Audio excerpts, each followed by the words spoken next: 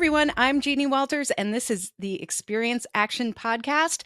And it's one of my favorite episodes, our monthly CX Pulse Check.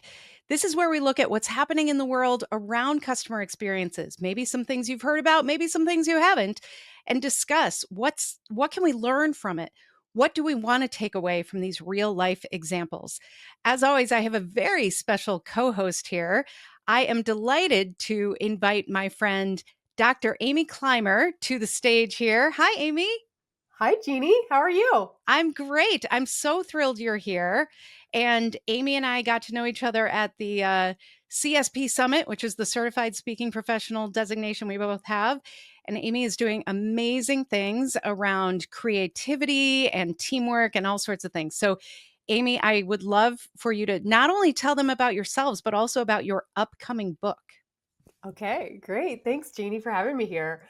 So, I most of what I do is I'm an innovation consultant, or I advise companies on how to be more innovative. And I teach their teams the elements they need to be creative together and help them, figure out, hey, what's next? What's next in our work? And I most of what I do, or I shouldn't say most, some of what I do is based on my PhD research. And it culminated in this brand new book that's just How out. pretty. Thank you. I'm so excited. Deliberate Creative Teams, How to Lead for Innovative Results. And it's for leaders who want their teams to be more innovative, but they don't quite know where to start.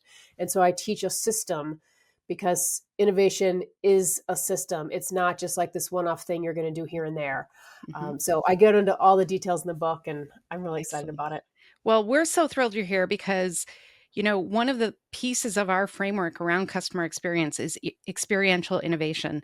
Mm. Because if you're learning all of this about your customers and you're applying all the best practices, but you never actually take that to innovate around what they're telling you or what you think they might need in the future, then what are we Yes. doing? Right? Right. Like that has to be part of it.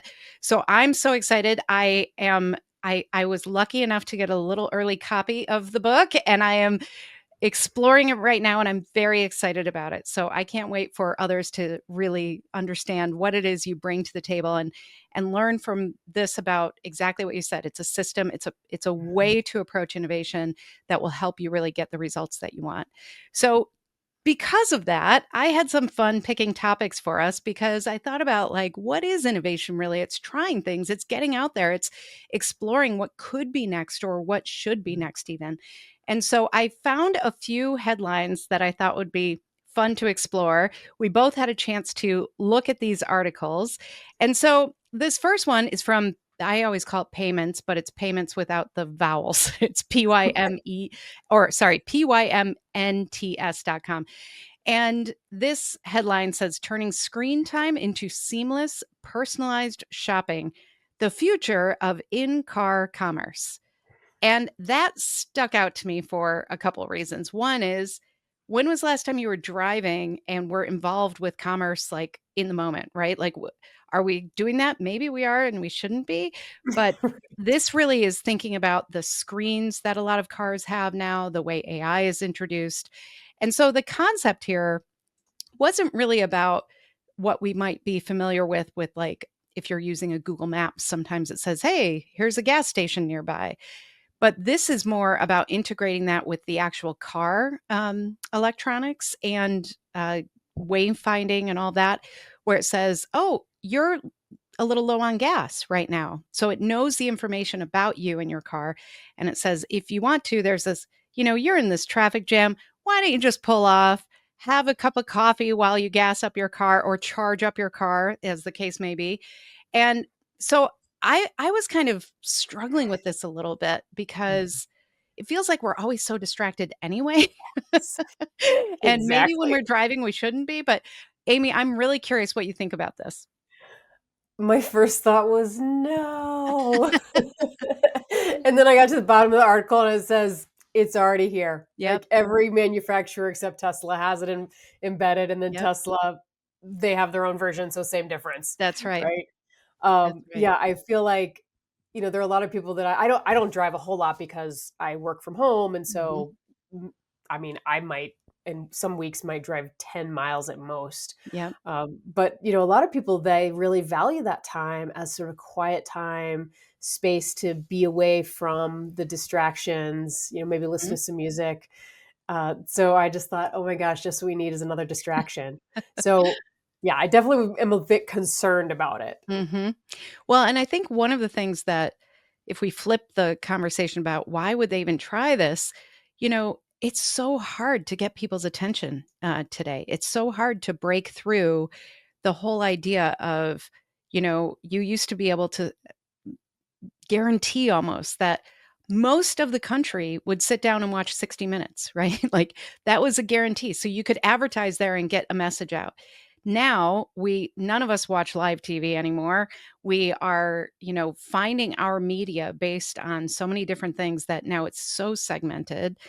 Um, I just watched the Grammys, and I was, like, so excited if I actually recognized one of the musicians because some of them I was like, "Wait, what? Yeah, How far behind am I?" exactly. But we all have our little pockets, and so I Mhm, thought this was interesting because there to your point, a lot of people drive a lot, and mhm, they spend a lot of time in their cars. 51% of consumers are expressing interest in AI features. mhm.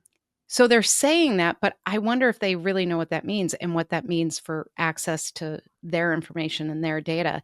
So my hope here, because I understand the innovation argument here, but my hope is that they are very transparent and able to really give people the control so Yeah, that somebody like you who might not want these distractions, you can just turn that off. You can say, don't bother me with this. yeah. Somebody else who drives a lot might say, yeah, let me know the coolest new spot in town, right? That's on my way to work or on my way home. So I think that there are lots of ways to personalize this. They didn't really get into that too much in this article, so I'm curious. I hope that's kind of the next wave here. Yeah, I can see where, maybe if you're traveling and you're in a new place that you've never been and you might turn on like, "Hey, give me recommendations for cool cafes," Mhm, or something, and it was able to learn your type of preferences, then that could be really helpful.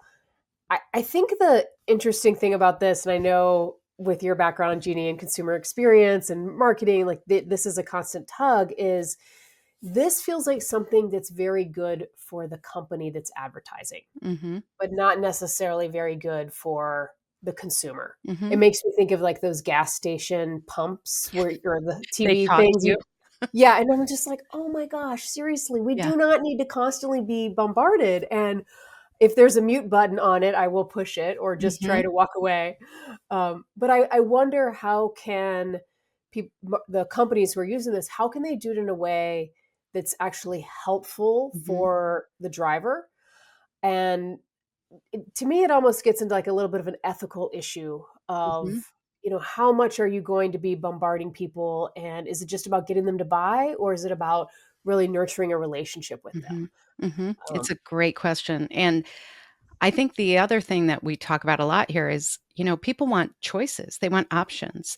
People have different preferences, and I kind of bristle when I hear terms like digital customer. I'm like, "No, no, no." When nobody just raises their hand and says, "Oh, always put me in this channel no matter what," right? Because it's contextual as well. It's kind of Mhm, in the moment, and I would love to see just more visible and easy control over that because I think about, there is lots of data out there that says it's not just the screen that can be distracting. Even if you're on hands-free, a phone call, that can be distracting to your driving.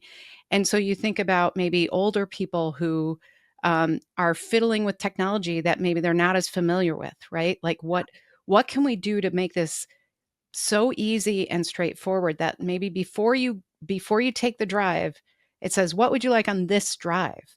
Because mm. the whole idea that we all kind of have to decide our fate in a, you know, in a data permission form, um, it's different for every person and maybe every drive, right? So, I think Yeah, that's where I would like to see this go. I agree with you. I think it would be really important for the consumer to have a lot of control. I mean, even to Mhm. the point that maybe every time they get in the car, they have to answer yes in order Yeah. to see it.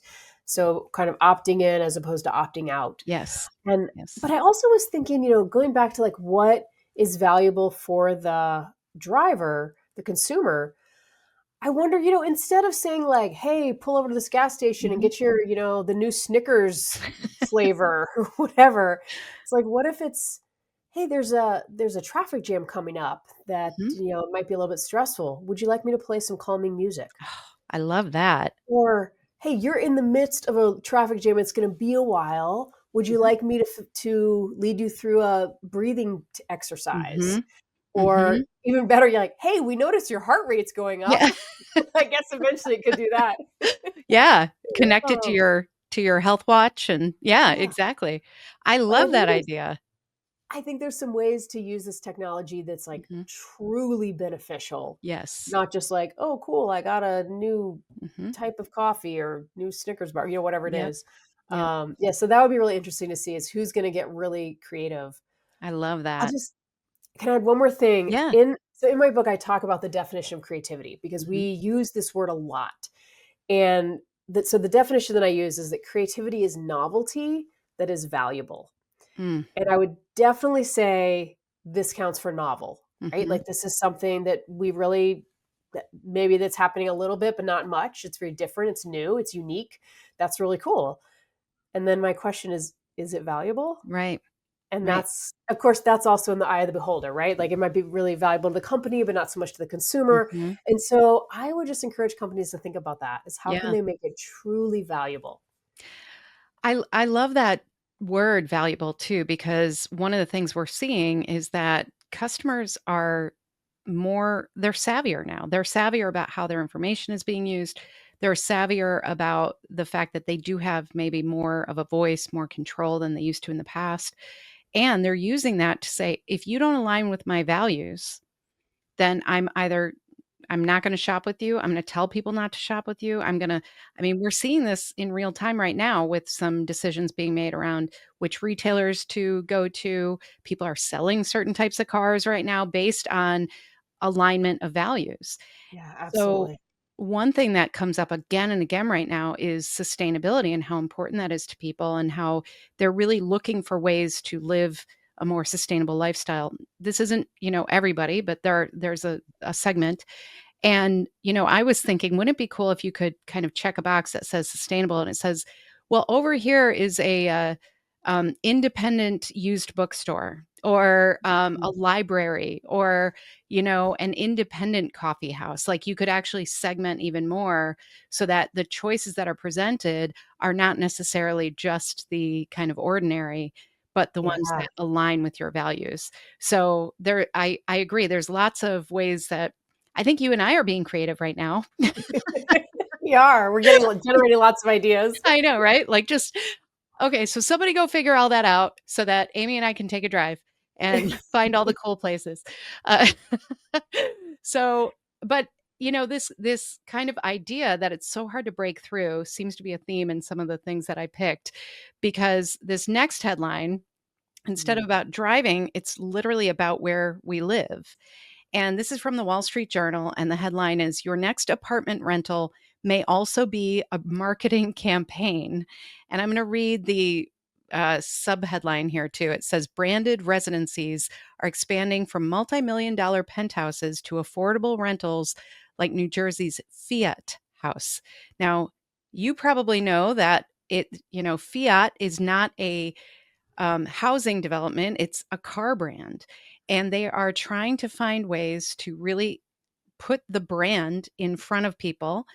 And the story of this was really the juxtaposition between these branded residents exist already, but they're very high end. They're, you know, um, brands like I think there was Aston Martin and some really high end. Yeah, I'm looking right now. Bulgari, Armani, those types of things. And so they were multi-million dollar homes that you bought into. Now these branded residencies are saying, well, no, you can rent an apartment here. And the only thing you really give up is that it has some sprinkles of Fiat branding. Like they mentioned, some of the planters are shaped like their cars, which I thought was pretty cute. And, but the advantage for Fiat is that they put their brand on the building, and so all the people driving by and everything, they get that level of exposure all the time. And then the renters kind of move in and out, and maybe it doesn't mean anything to them. It's just part of the building. But I think that this speaks to the idea that brands used to have this like this way of connecting to people that was very standardized. I mean, the joke that people used to throw around was if your mom used Tide, you use Tide, right? Like Yeah. they didn't even have to do anything. That was just what happened. And now people are more discerning, they are more likely to switch brands, all of these things. So it's about again getting that brand out there in just really creative ways. So I'm curious, what did you think of this as far as innovation and creativity and all the things that we love talking about? I mean, I would say again, it does check that definition. This Mhm. definitely, as far as creativity goes, it's novelty, it's novel. And then the question of is it valuable? And then I think again is to who? To whom? Mhm. And my first thought when reading the article was like, oh gosh, I hope I never have to live in a place like this. And then I started thinking, you know what? What if, like, if the marketers and the creative teams that are working on this, if they're asking the people who live there, like, hey, what do you need in your life? What's missing? Mhm. Not like, hey, what do you need in the lobby per se, but just, what do you need? And maybe focusing more on that experience and facilitating experience for the Mhm. people that live in the building. Particularly, I was thinking about, I'm sure you've heard, Jeannie, that we're having this like loneliness epidemic in the Absolutely. country. And I mean, I live in a house, I don't live in an apartment complex, but um, it, like, I think it's very common that you probably just see people every day and you don't even know their names. Mhm. And that just kind of increases that distance that we have. Yep. And I just recently had this interesting experience. I live in Asheville, North Carolina, and a few months ago, Hurricane Helene hit, Mm. and for 48 hours, nobody in the city had electricity, Wi-Fi, cell service, no way to communicate with anyone. Wow. And what happened is people started going to each other's houses and knocking on the doors. Mhm. And I know my neighbors, I don't know all of them, but and yeah, people started coming over, and when they came over, I was like so excited to see them. Whereas, you know, the day before when I had cell service, I would be like, who is at my front door? I've been all annoyed, right? Mhm. But it made me think about, oh, right, this is what we used to do. That's right. And I think those connections were in some ways easier, or maybe I should just say they were different. Mhm. And so, yeah, I was thinking like, how could companies address some big issues and Mm. also get creative in their marketing and potentially Mhm. sell more products? Well, that's a really interesting angle because I think that's something that residential properties have really been trying to nurture, but it's challenging, right? And the prior Surgeon General who really talked about loneliness as an epidemic, he said something in an interview that just totally stuck with me because he said, if you go to a college dining hall, it used to be the loudest place on campus because everybody was talking. He said now it's quiet because Yeah. they're just sitting on their phones and they're eating on their own. And I think that there is this whole shift of like how we interact with each other. And we had a client years and years ago who had realized like they actually wanted less living space in their apartments because they didn't have the stuff anymore. Like people don't have as many books. They didn't have their big album collections, like things like that, that all got smaller because of electronics. They didn't need that. But what they wanted was a place in the lobby to work on their laptop. What they Mm. wanted was someplace where they could be surrounded by people, even if they're not really socializing, just to have that place. So they invested more in like the common spaces and had smaller apartments. So they got more people in the building, but they invested more in really how do we make the common spaces, and they started doing barbecues and different things to really get people to get to know each other because I agree that this is something that I think a lot of people are struggling with and organizations are struggling with even how to nurture it. Because one of the things we ran into with that client was they said, well, we have people at the front desk. We asked them to host a barbecue and they're like, I'm not talking to people, right? Like, I don't want to talk to anybody. Yeah, exactly. So, but this idea of like could we rally around a brand? Like, there are people who really identify with different brands. Like, so Mhm. could this be a way to make that connection? Absolutely. Mhm. Could you do more with that and have people have more of an experience instead of just a transaction with the brand and build that relationship? Seems like it should work, right? That's hard to do when, because I bet the people who spend $22 million on a penthouse, they might not know their neighbors. Right. Yeah. But the And they people who might rent, sure.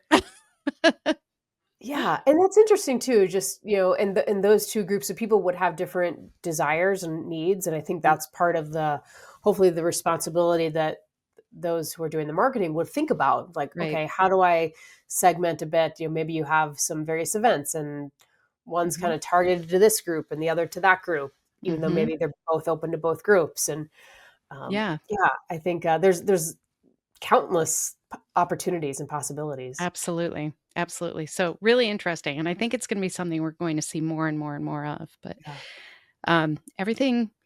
everything kind of old is new again, right? Like, when it comes to how we how we build communities, how we do all of that, because we're realizing, like, "Hey, when we did knock on our neighbors' doors, that was kind of a nice experience." So, Mhm. maybe some of that will be coming back too, but and I'm also glad that you are out of that period. I know you all are still dealing with a Yes, lot of the aftermath of that, and that was quite harrowing. So I'm it glad that you and was. your neighbors are doing okay. We're doing much better, yes. Good, good. So, okay, so one last one. We don't have to talk too long about this, but I felt like this kind of went along with what we're talking about, where we talk about personalizing and AI that really relies on people's data and Mm, their personal data. Like, it's saying, yes, you can look at every purchase I've ever made. And yes, you can see my zip code and my salary and my, like all of that.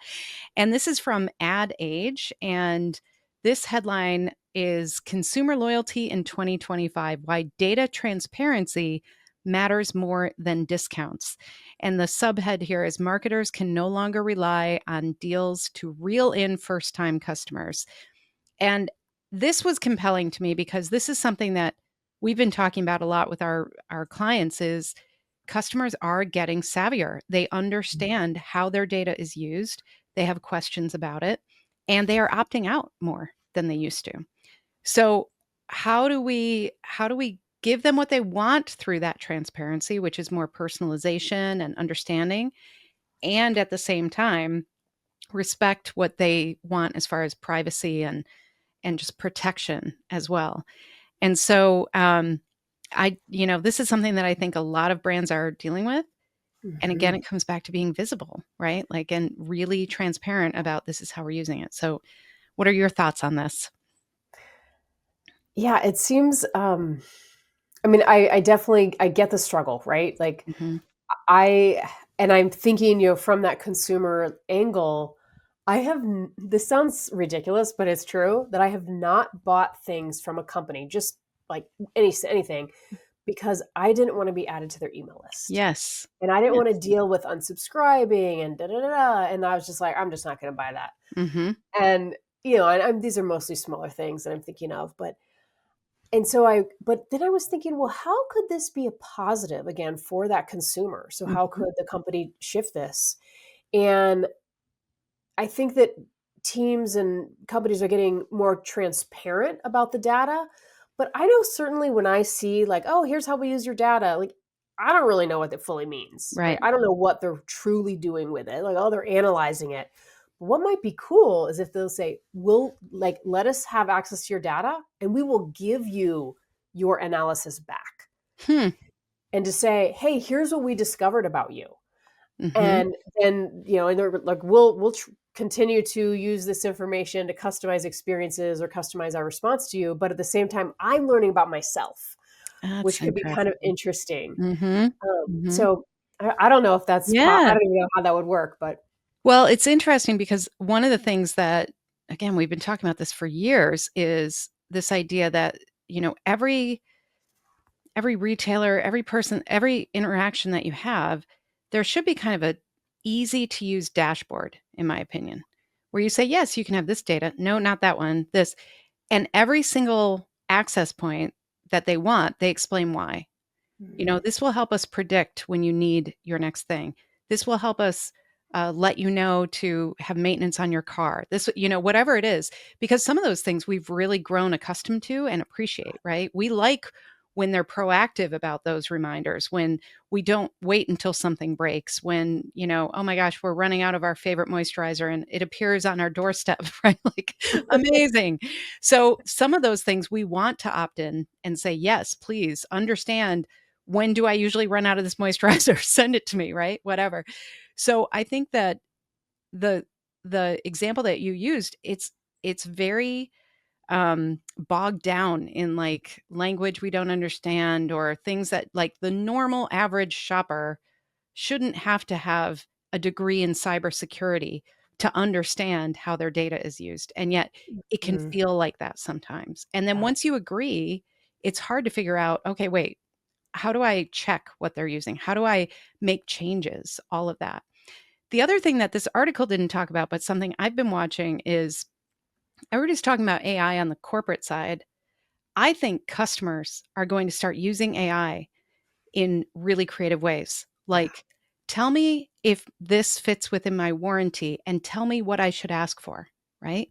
Like, Yes. tell me, uh, based on this, how is my data being used? And should I be concerned? And how do I do this? Now, of course, that opens up a whole other thing about AI, but I think that the savvier that customers get, the more prepared every organization has to be to answer those tough questions of, how are we using your data? Yes, you absolutely have control, and here's exactly how. And here's what it's doing for you. Mhm. And if we can answer those things in a very transparent way, I think that's what will build trust and loyalty. But man, we've got a long way to go. We've Yeah. just got a long way to go. And I think Apple is the one who kind of really is leading this conversation with the way that they give people control over, do you want this app to track? And a lot of people are opting out.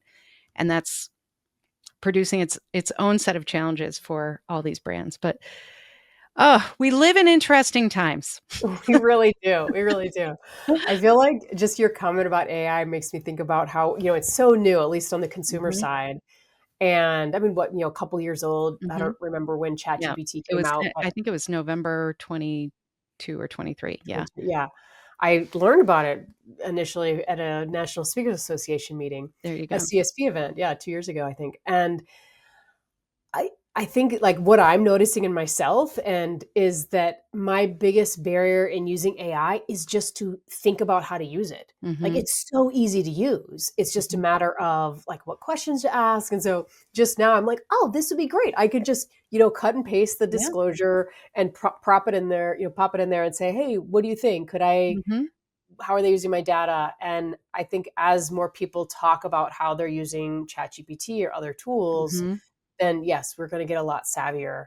Yep. And I think I don't know, because I do also feel like there's like this generation difference that where like our generation, Mhm. are you kind of Gen Gen X. X? Yep. Yeah, same. Proud And Gen so X. yeah, that we're not used to this. Like we didn't grow Mhm. up with this level of data analysis, Right. whereas Gen Z, I don't really think as much about it. Mhm. And so it'll be interesting to see how this changes and how some brands maybe have an easier go of it if they're marketing towards younger groups. Mhm.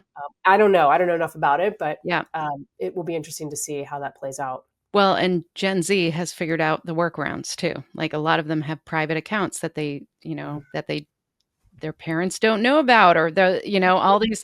So I think that that will be the next thing too, is that people might give exactly the data that they think will help them instead of the true data about themselves and their behavior. So I think we're at the tip of the iceberg with all of this, but it's Yeah. super fascinating. And I think it all comes down to understanding, who do you want to be for your customers, and what is important to them, and Mm. constantly working on that alignment, because expectations change, the world changes, the tools change really fast right now. And so that's why, I don't know, I think creative innovation is so important. I agree. I'm completely biased though. Amy, Yeah. remind everybody about your book and where they can find you, because you've got a lot of great stuff. Thanks. Yeah. So this is my new book, just came out early 2025 here. Deliberate Creative Teams: How to Lead for Innovative Results. And it's for leaders who want their teams to be more innovative, but maybe don't know where to start. And I go into a system of innovation that's pretty easy, pretty simple to implement. You can find the book on Amazon, Barnes and Noble, anywhere books are sold. And you can find me at climerconsulting.com. And Climer is spelled Climer. Climer Consulting. And I'm also on LinkedIn and all those other social media apps. Well, I'm so thrilled that you were able to join me, especially at this busy time with your book launch, but I think it's a great way to think about things, and I'm really excited for that process to get out to the world so that people can really follow this system and innovate even faster and better than before. So thank you so much for being here, Amy. Thank, And thank you, Jeannie. we'll make sure that all of those links are in the show notes as well. And thank you, listeners and viewers, for being here with us at the Experience Action Podcast. If you are wondering about your own level of experiential innovation, go ahead and check out cxicompass.com. That's our assessment that helps you understand where to prioritize within your own customer experience journey for your organization. So check that out at cxicompass.com. And don't forget, every other episode, I am answering your questions. You can leave me a voicemail at askjeannie.vip. Thank you so much for being here. Thank you to our special co-host, and I will talk to you soon.